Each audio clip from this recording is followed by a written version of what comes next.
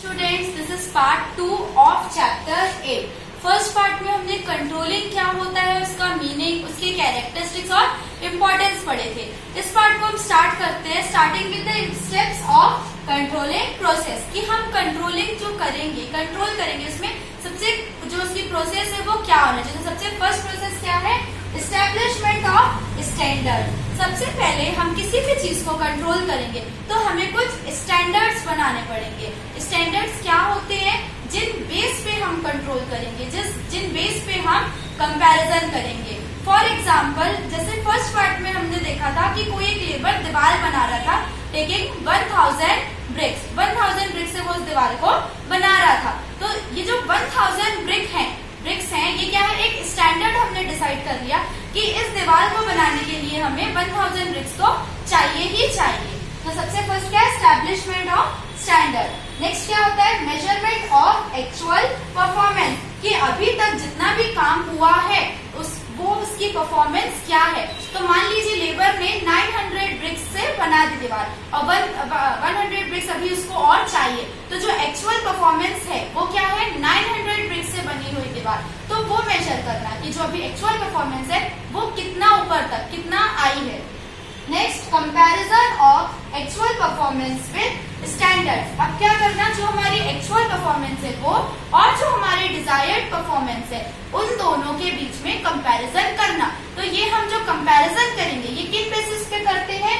इन standards के base में। हमने सोचा था कि हमें दीवार बनाने के लिए 1000 ब्रिक्स चाहिए, हमने एक स्टैंडर्ड बना लिया। एक्चुअल परफॉर्मेंस क्या है? 900 ब्रिक्स से वो दीवार बनी। अब इन दोनों के बीच का कंपैरिजन करना कि अभी हमें और कितने ब्रिक्स की जरूरत है? 100 ब्रिक्स की। नेक्स्ट, एनालिसिस ऑफ डेविएशंस, जो ये डेविएशन आया हमारी एक्चुअल परफॉर्मेंस में और हमारी डिजायर्ड परफॉर्मेंस में, कि हमने क्या चाहा था और क्या हुआ, इन दोनों के बीच में जो ये डेविएशन आया वो क्यों आया, उसको देखना। Next, corrective measures. फाइनली जब हम ये 4 परफॉर्मेंस कर लेंगे, ये 4 प्रोसेस कर लेंगे, तो लास्ट स्टेप क्या होता है? करेक्टिव मेजर्स, कि अब हमें उसको करेक्ट करने के लिए कौन से नेसेसरी मेजर्स उठाने हैं। तो ये पूरी स्टेप्स जो थे वो किस चीज की है? कंट्रोलिंग प्रोसेस के। नेक्स्ट हम देखते हैं आइडियल कंट्रोलिंग कैसे होने चाहिए।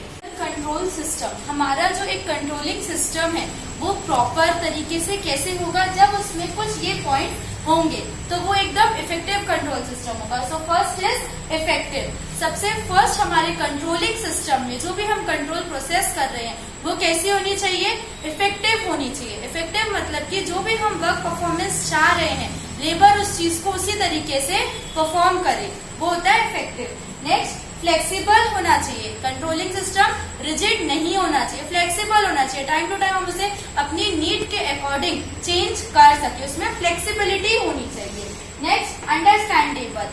जो हमारा मैनेजर है और जो हमारे एम्प्लॉय या वर्कर है, जिस तरीके से मैनेजर उन्हें गाइड कर रहे हैं कंट्रोल करने के लिए, तो वो भी उसी तरीके से समझे ताकि वो भी अफेक्ट हो और जो उसके लिए रिस्पॉन्सिबल हैं वो भी उस चीज से अफेक्ट हो, मतलब दोनों उस चीज को समझे, अंडरस्टूड होनी चाहिए। Next, economical. इकोनॉमिकल मतलब सस्ती होनी चाहिए। बहुत सारी जगह बड़ी बड़ी कंपनीज में क्या होता है कि स्पेशली कंट्रोल करने के लिए लोग अपॉइंट किए जाते हैं, जिनका काम सिर्फ क्या होता है? हमारे लेबर्स और हमारे वर्कर्स के ऊपर वॉच रखना कि whether they are performing right और रॉन्ग। तो सस्ती, सुंदर, टिकाऊ होनी चाहिए कि हमें ज्यादा खर्च नहीं करना पड़े। और दूसरी चीज, कंट्रोलिंग में भी हमारा टाइम वेस्ट होता है, टाइम भी कंज्यूम होता है, तो वो इकोनॉमिकल होना चाहिए। Next, suggestive. सजेस्टिव कैसे होना चाहिए? कि जिस काम को हम करने के लिए बोल रहे हैं, जिस तरीके से बोल रहे हैं, अगर जैसे हमने लेबर को बोला कि आप इस दीवार को ऐसे नहीं ऐसे बनाओ, तो वो भी उस चीज को समझे, मतलब वहीं तक नहीं खत्म हो जाना चाहिए कि हमने बोला उसने सुना। सजेस्टिव होनी चाहिए कि वैसे आप भैया काम करो। Next, periodical revision. Periodical revision भी होना चाहिए कि हम उसको बोल के तो आए कि आप ऐसे काम करो, बट उसको फिर से देखना कि वो वैसे कर रहा है कि काम नहीं कर रहा है, मतलब डिफरेंट टाइम पीरियड्स में कंटिन्यूअस प्रोसेस को करना। नेक्स्ट, मोटिवेशनल होनी चाहिए। कंट्रोलिंग प्रोसेस सबसे मेन, ये एक इम्पोर्टेंट फैक्टर होता है आइडियल कंट्रोल सिस्टम का, कि हम अगर किसी को कंट्रोल कर रहे हैं तो ये नहीं होना चाहिए कि हमारे कंट्रोल से सामने वाला डीमोटिवेट हो जाए। इसमें हम एक मैथ्स स्टूडेंट का ही एग्जांपल लेंगे क्योंकि वही यहाँ पे अच्छे से फिट बैठेगा कि अगर हमारा कोई भी स्टूडेंट मैथ्स का कोई सॉल्यूशन परफॉर्म कर रहा था, सॉल्व कर रहा था, तो क्या हुआ, अगर वो कहीं पे अटक गया, उसके टीचर ने उसको बताया कि आप इसको इस तरीके से नहीं, इस मेथड से करो बेटा, तो जल्दी आपको समझ में आएगा या ये सही तरीके से सॉल्व हो जाएगा। तो क्या होना चाहिए, वो मोटिवेशनल होना चाहिए, ना कि डीमोटिवेशनल होना चाहिए कि हमने इसको चिल्ला दिया वहां पे, इसको ऐसे नहीं बेटा आप ऐसे करो, नहीं, उसको अच्छे तरीके से प्यार से समझाना ताकि वो उस काम को करने के लिए मोटिवेट हो। तो ये स्टेप्स क्या है आइडियल कंट्रोल सिस्टम के। हम नेक्स्ट और द लास्ट टॉपिक देख लेते हैं इस चैप्टर का कि टाइप्स ऑफ कंट्रोलिंग क्या होती है। सो टाइप्स ऑफ कंट्रोल, सबसे फर्स्ट टाइप क्या होता है, हम कैसे कंट्रोल करते हैं, ऑपरेशनल कंट्रोल। मैंने यहाँ पे साइड में सबके लिए ब्रैकेट में कुछ 2 वर्ड्स लिखे हैं जिससे आप इसको बहुत ही इजीली समझ जाएंगे।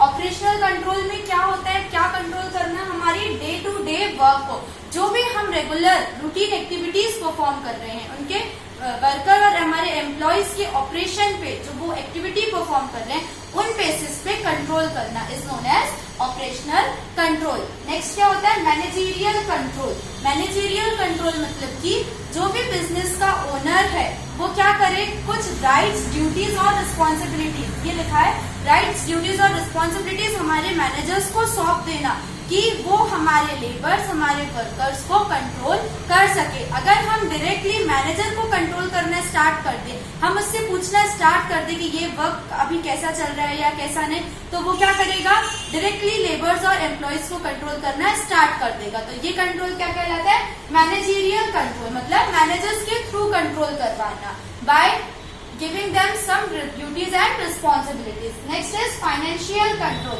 फाइनेंशियल कंट्रोल में क्या होता है, हम किसी भी चीज का कुछ बजट बनाते हैं। हम अगर हमारा पर्सनल भी एक बजट होता है कि हमारे इस महीने का खर्च कितना है और कितना नहीं है, तो क्या करना, बजट बनाना, हमारे बिजनेस में एक बजट बना लेना, प्रॉफिट एंड लॉस देखना, उन बेसिस पे कंट्रोल करना कि यार इस साल तो हमें बहुत प्रॉफिट हुआ था, इस साल हमें इतना लॉस हो गया, तो हम क्या करेंगे, उस बेसिस पे भी कंट्रोल करना स्टार्ट कर देंगे। मतलब पैसों से रिलेटेड जो कंट्रोल करते हैं that is known as financial control.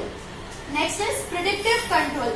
Pre का मतलब ही होता है पहले से, तो प्रिडिक्टिव कंट्रोल क्या कहलाता है, जो चीज अभी बिफोर द ऑकरेंस, अभी एक्चुअली वो चीज ऑकर नहीं हुई है बट उस चीज को कंट्रोल करना। अभी हम बहुत देर से एक ही एग्जाम्पल लेके चल रहे हैं कि कोई लेबर एक दीवार बना रहा था, टेकिंग 1000 ब्रिक्स, कि हमने उसको सौंपा था कि आप 1000 ब्रिक्स से ये दीवार को बनाइए। उसने क्या किया, 900 ब्रिक्स यूज कर लिए और 100 ब्रिक्स का मिसयूज हो गया, अच्छे तरीके से इफेक्टिव यूज नहीं हुआ हमारे रिसोर्सेज का। तो प्रिडिक्टिव कंट्रोल का काम क्या होता है, मतलब ये एक टाइप ऑफ कंट्रोल होता है। तो इसका मतलब कि अभी जो चीज परफॉर्म नहीं हुई है उस चीज को पहले से देखना। अगर हमारा जो बिजनेसमैन का ओनर था, जो मैनेजर था, जिसको भी ये ड्यूटीज और रिस्पॉन्सिबिलिटी दी गई थी वो दीवार को बनाने के लिए, तो अगर हम उस पर रेगुलर वॉच रखते तो वो जो हमारे 100 ब्रिक्स मिसयूज हुए थे वो भी नहीं होते। तो ये क्या कहलाता है, प्रिडिक्टिव कंट्रोल, मतलब अभी वो चीज ऑकर नहीं हुई है बट पहले से इस पे कंट्रोल करना। And the last is concurrent control. Concurrent control का मतलब क्या होता है, right time under required conditions, जो भी राइट एक्शंस लेना, जो भी करेक्टिव मेजर्स है उनको लेना, जब जिस तरीके की रिक्वायरमेंट आए उस टर्म्स कंडीशन पे जो हम मेजर्स लेते हैं, that type of control is known as concurrent control. So students, these are the types of control. अभी तक हमने जितना भी पोर्शन पढ़ा वो है पूरा चैप्टर 8 का। आपको कोई भी क्वेरीज हो आप प्लीज मुझे कमेंट सेक्शन में कमेंट करके पूछ सकते हैं। नेक्स्ट हम मिलेंगे चैप्टर 9 के साथ। Thank you for watching my videos.